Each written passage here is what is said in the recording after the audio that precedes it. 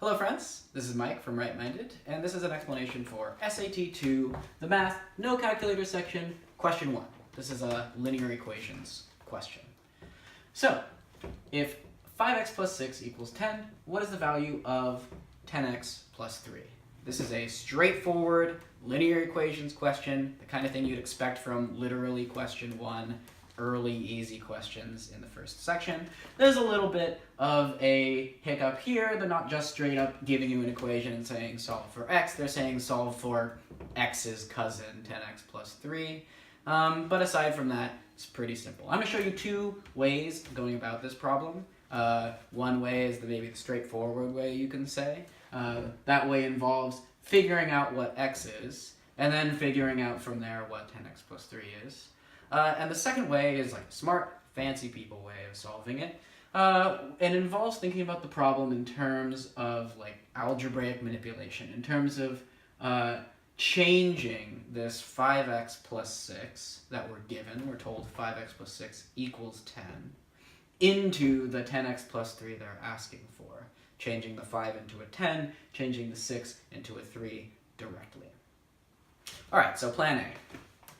Here, plan A, we're going to solve for x, and then we're going to figure out from there what 10x plus 3 equals. So we start with 5x plus 6 equals 10. And our job here is just to change this equation so it looks like x equals something. We want to get the x alone. So here, 5x plus 6 equals 10, and we want to get rid of the 6 somehow. We want to get rid of the 5 somehow. And we're going to start with the 6.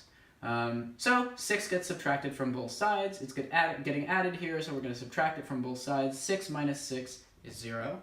10 minus 6 is 4. So that's this first step. All right, now we need to get rid of the 5. We got a 5 times x equals 4. We need to get rid of this. It's getting multiplied by the x right now. 5 times x equals 4. So we're going to divide 5 from both sides. Here, 5 divided by 5 is 1. So this is 1x or just x. And 4 divided by 5 is, well, it's 4 over 5, 4 divided by 5. But we're not done. This x equals 4 over 5 isn't the answer. We don't care about x. We care about x's cousin, 10x plus 3. So we're going to figure out what 10x plus 3 is now. Well, we're going to start with 10x plus 3, and then we're going to substitute in the value we know for x. Here we know x is 4 over 5, and so here's x. Let's put 4 over 5 in there instead of x. And then 10 times 4 over 5 plus 3, whatever this works out to, that's our answer. All right, so what is 10 times 4 over 5? Well, this is just multiplying fractions. And when we're multiplying fractions, it's the easiest of all the fraction operations. It's just straightforwardly multiply things across. Tops by the tops, bottoms by the bottoms. Here on the top of this is the 10. 10 times 4 is 40. And here there's either nothing on the bottom, or you can think of it as a 10 over 1. And so the 1 gets multiplied by the 5, or you just don't bother multiplying the 1 by the 5, and you just think about it in terms of there's a 5 on the bottom of this 4 over 5 and nothing on the bottom of the 10. So you got 10 times 4 is 40, 5 times 1 is 5. So we got 40 over 5 plus 3, because this 3 comes down. So what's 40 over 5? Well, 40 divided by 5 is 8. You can do this with division. If you haven't memorized it, you can just do this whole long division thing. And so you got 8 plus 3. 8 plus 3 is 11. Boom, that's the answer. All right, that's plan A. Totally legit way of doing it. That's the way I did it the first time I was taking this test, timed. But, you know, it's not as fancy and cool as plan B. Now I want to reframe plan B again, and because it involves a different way of thinking about what this problem is. What we're given is an equation that tells us what 5x plus 6 is. 5x plus 6 is a thing that equals 10. If we can just morph that thing to say 10x plus 3 instead of 5x plus 6, we can directly figure out what 10x plus 3 equals.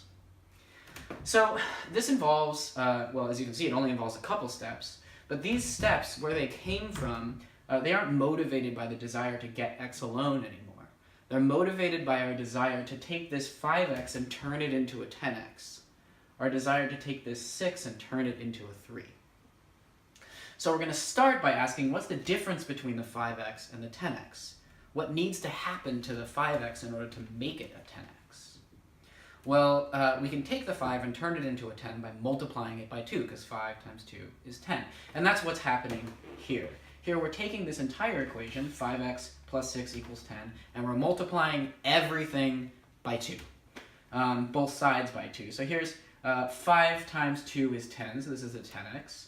And the 6 times 2 is 12. And the 10 times 2 is 20. We're doing the same thing to both sides. We're multiplying both sides by 2. And because we're multiplying, we need to distribute that multiplication across everything. So this equation goes from 5, 6, 10 to 10, 12, 20. We've doubled the whole damn thing. And the reason why we've done that is because now this 10x is the same as the 10x that we want. We're not done yet, though, because we've got 10x plus 12 is 20, but we don't care what 10x plus 12 is. We care what 10x plus 3 is. So now basically we need to do the same thing, trying to change the 12 into a 3. We think again, what's the difference between the 12 and the 3? What needs to happen to the 12 in order to turn it into a 3? Well, 12 minus 9 is 3. That's what needs to happen to the 12. It needs to get 9 taken away from it, and then it'll turn into a 3. So we're going to subtract 9 from both sides, and that'll change this side of the equation into the equation we want, and it'll change this side of the equation into our answer.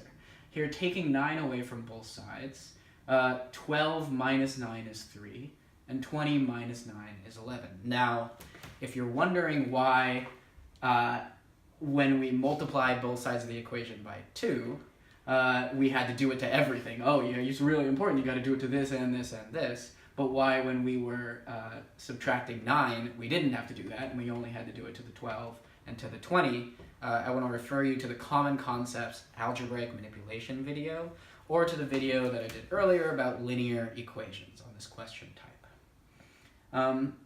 One important thing to note about this plan B, this way of doing it, is that it happens to work on this problem because it's convenient.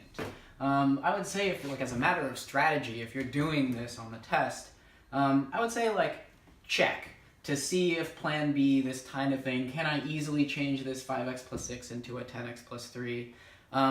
Check to see if it's like a pretty simple thing. Here it happens to be a pretty simple thing because 5 and 10 are pretty similar.